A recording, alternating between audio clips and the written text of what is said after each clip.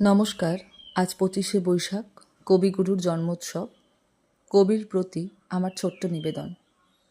কবি নীলাঞ্জন বন্দ্যোপাধ্যায়ের লেখা কবিতা 25শে বৈশাখ।